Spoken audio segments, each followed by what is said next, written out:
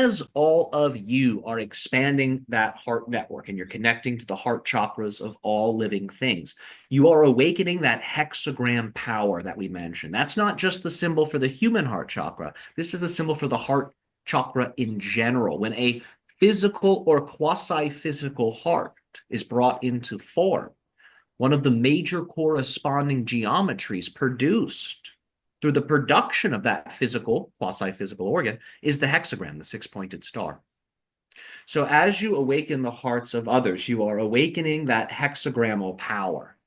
And as we said, when they have anchored love into their lives, even if it is not perfect, maybe it's conditional, but is growing towards unconditionality. As long as they're doing this, they will begin to express that love that you've helped them to awaken into those three layers of experience: positive relationships, neutral relationships, negative relationships. As they start to do that, which they will do if you are doing this exercise. This is not a theory. This is the consequence of the exercise. As you do this, those in your community will begin to have their hearts awakened, and they will naturally start to demonstrate higher love to themselves, but also to those that they deem to be positive, those that they deem to be neutral, those that they deem to be negative. And when that happens, it's not just that the heart center opens, it becomes like a triangle. So it's a sphere with the triangle in the center. This attracts the higher sphere and the higher triangle. So think of your sphere in the heart center with the triangle facing up. There's a sphere above connected to a higher consciousness with a triangle facing down.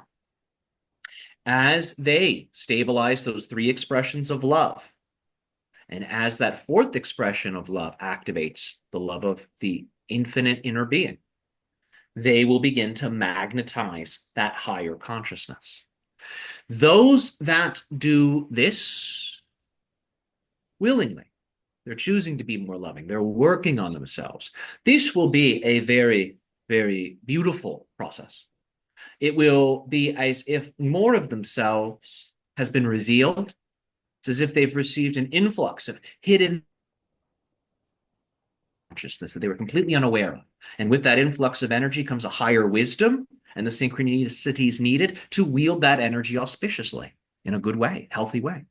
So that is what will come for them. Those that are around them whom are not taking the same approach, they will go through a type of transformation of some sort. It will be different for each person, but those that do not align with these frequencies, they will go through whatever processes they need to go through. That ultimately brings them to where they need to be. I'm being very cryptic here because that transformation will look very different for very different people. For some people, they might move away to another location. For other people, you may never hear from them again. Whatever happened to that guy?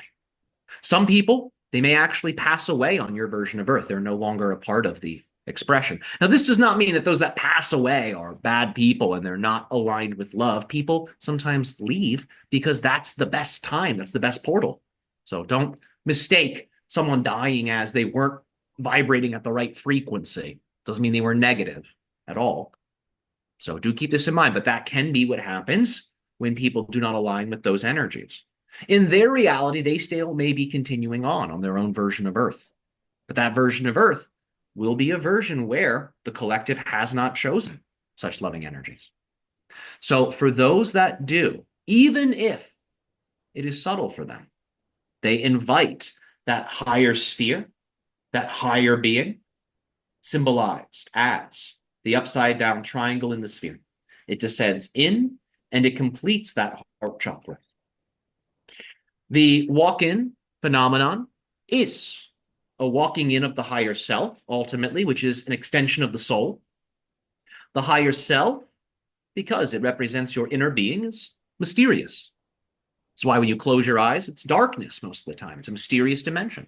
So the counterpart is there to help personify the higher self, the inner being, so you can relate to it, so you have a higher symbol to experience yourself through.